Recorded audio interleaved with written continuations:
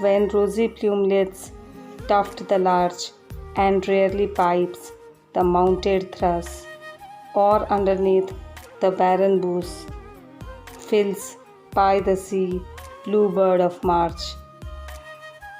Come, wear the form by which I know thy spirit in time among thy peers, the hope of unaccomplished years.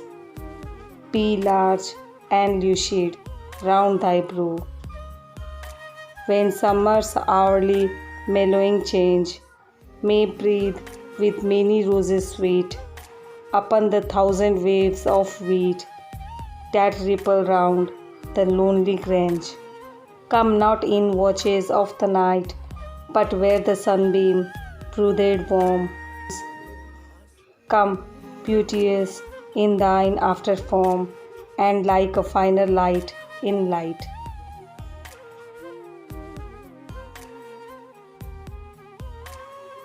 If any vision should reveal thy likeness, I might count it vain, as but the canker of the brain, yea, though it spake and made appeal to chances where our lots were cast together in the days behind, I might but say I hear a wind of memory murmuring the past.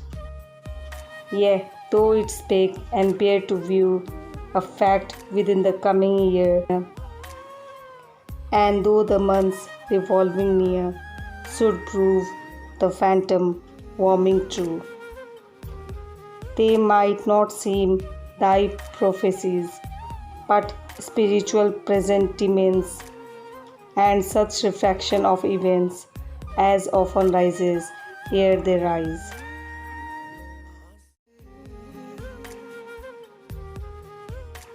I shall not see thee, dare I say, no spirit ever break the band that stays him from the native land, where first he walked when clasped in clay. No visual shade of someone lost, but he, the spirit himself may come, where all the nerve of sense is numb, spirit to spirit, ghost to ghost. O therefore, from thy sightless range, with gods in unconjectured bliss, O from the distance of the abyss of tenfold complicated change, descend and touch and enter here, the wish too strong for words to name, that in this blindness of the frame, my ghost may feel that thine is near. How pure at heart and sound in head, with what divine affections bold, should be the man whose thought would hold an hour's communion with the dead. In vain shalt thou, or any call, the spirits from their golden day, accept like them, thou too cannot say, my spirit is at peace with all. They haunt the silence of the pressed, imaginations calm and fair, the memory like a cloudless ear, the conscience as a sea at rest. But when the heart is full of pain, and doubt beside the portal waits, they can but listen at the gates and hear the household jar within.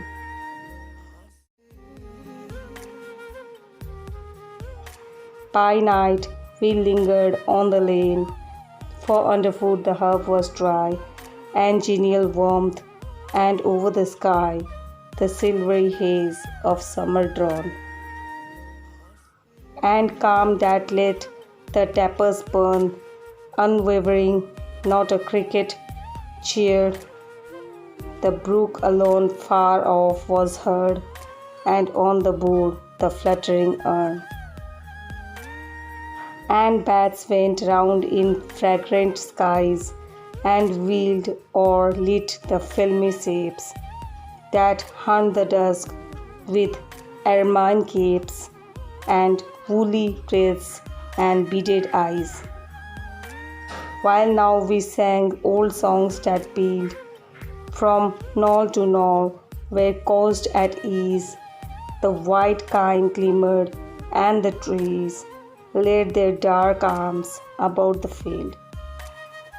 But when those others, one by one, withdrew themselves from me and night, and in the house light after light went out, and I was all alone. A hunger seized my heart. I read of that glad year which once had been, in those fallen leaves which kept their green, the noble letters of the dead. And strangely on the silence broke the silent speaking words, and strange was love's dumb cry defying change to test his worth, and strangely spoke the faith, the vigor, bold to dwell on doubts that drive the coward back, and keen through wordy snares to track suggestions to her innocent cell. So word by word and line by line, the dead man touched me from the past, and all at once it seemed at last the living soul was flashed on mine.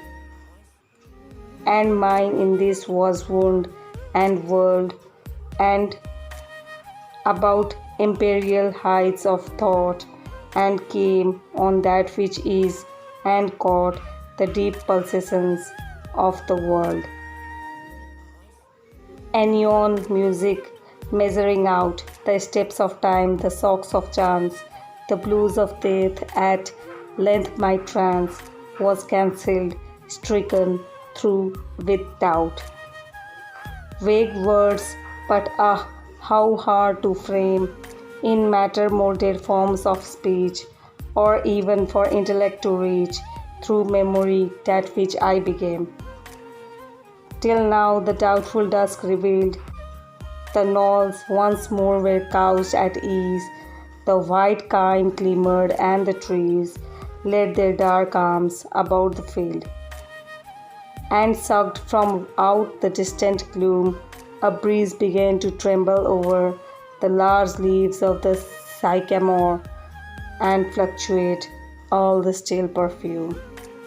And gathering freshlier overhead, rocked the full foliaged elms, and swung the heavy folded rose, and flung the lilies to and fro, and said, the dawn, and died away, and east and west without a breath mixed their dim lights like life and death to broaden into boundless day.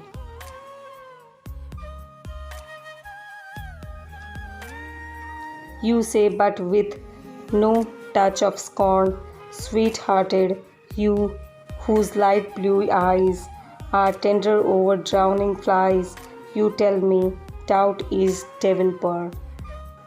I know not one, indeed I knew, in many a subtle question versed, who touched a jarring lyre at first, but ever strove to make it true. Perplexed in faith, but pure in deeds, at last he beat his music out. There leaves more faith in honest doubt, believe me, than in half the creeds. He fought his doubts and gathered strength. He would not make his judgment blind. He faced the spectres of the mind and led them. Thus he came at length to find a stronger faith his own, and power was with him in the night, which makes the darkness and the light, and dwells not in the light alone, but in the darkness and the cloud, as over Sinai's peaks of old, while Israel made their gods of gold, although the trumpet blew so loud.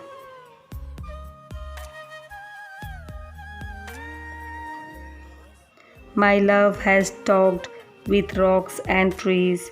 He finds on misty mountain ground his own vast shadow glory crowned.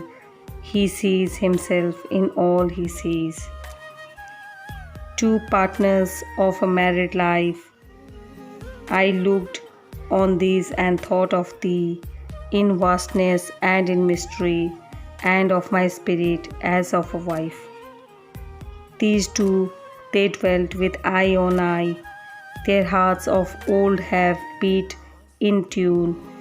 Their meetings made December June.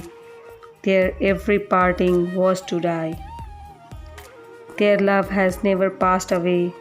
The days she never can forget are earnest that he loves her yet, whatever the faithless people say. Her life is lone, he sits apart. He loves her yet, she will not weep. Though wrapped in matters dark and deep, he seems to slight her simple heart. He thrides the labyrinth of the mind. He reads the secret of the star. He seems so near and yet so far. He looks so cold, she thinks him kind. She keeps the gift of years before. A withered violet is her bliss. She knows not what his greatness is. For that, for all, she loves him more. For him she plays, to him she sings, of early faith and plighted woes. She knows but matters of the house, and he knows 1,000 things. Her faith is fixed and cannot move. She darkly feels him great and wise. She dwells on him with faithful eyes. I cannot understand, I love.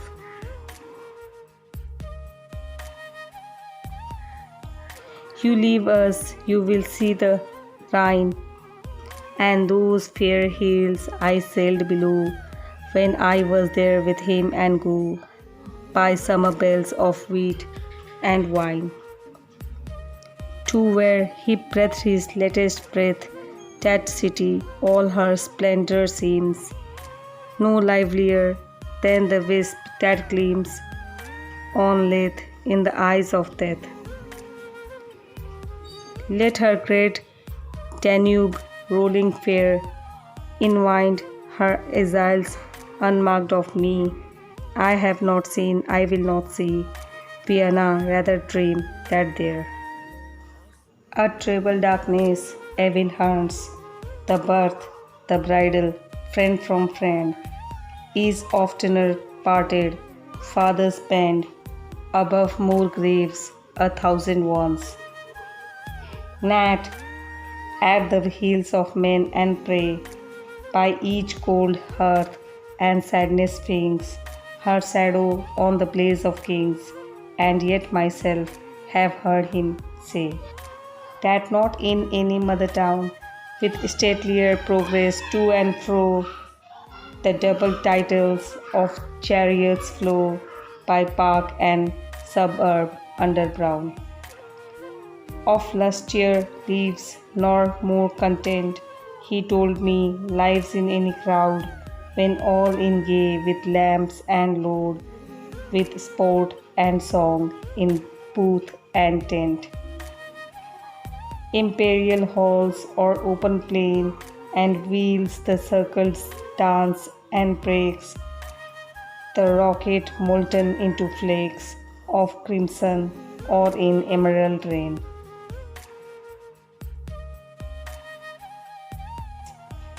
Risest thou thus, dim dawn again, so loud with voices of the birds, so thick with lowings of the herds, day when I lost the flower of man. Who tremblest through thy darkling red, on yon swollen brook that bubbles fast, by meadows breathing of the past, and woodlands holy to the dead. Who murmurest in the foliaged eaves a song that slides the coming care, and autumn laying here and there of fairy finger on the leaves. Who wakenest with thy palmy breath to myriads on the genial earth, memories of bridal or of birth, and unto myriads more of death. Oh, wheresoever those may be, betwixt the slumber of the poles, today they count as kindred souls. They know me not, but mourn with me. I climb the hill from end to end of all the landscape underneath.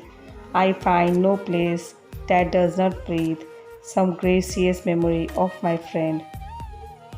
No grey old grenade or lonely fold, or low morass and whispering reed, or simple stile from mead to mead, or sip walk up the windy wold. Nor hoary knoll of ash and hue that hears the latest leaner thrill, not quarried trenched along the hill and hunted by the wrangling dove, nor runlet tinkling from the rock, nor pastoral rivulet that sweeps to left and right through meadowy curves that feed the mothers of the flock. But each has pleased a kindred eye, and each reflects a kindred day, and leaving these to pass away, I think once more he seems to die.